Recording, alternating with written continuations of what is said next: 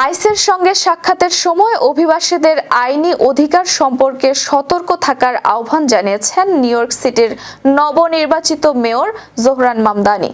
এক ভিডিও বার্তায় মামদানি বলেন, যদি আইসের কাছে কোনো বিচারিক ওয়ারেন্ট না থাকে তাহলে দরজা বন্ধ রাখার ও প্রবেশের সম্মতি না দেওয়ার অধিকার রয়েছে।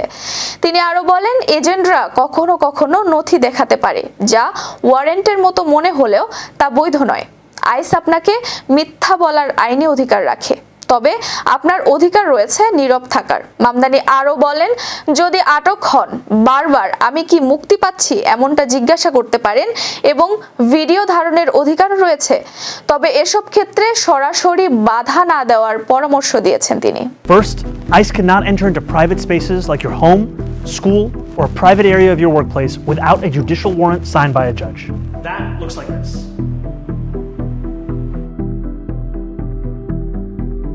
If ICE does not have a judicial warrant signed by a judge, you have the right to say, I do not consent to entry, and the right to keep your door closed.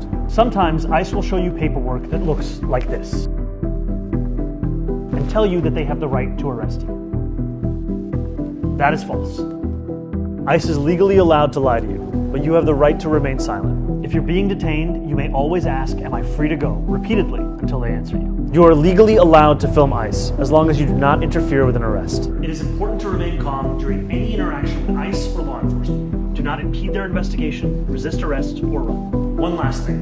New Yorkers have a constitutional right to protest, and when I'm mayor, we will protect that right.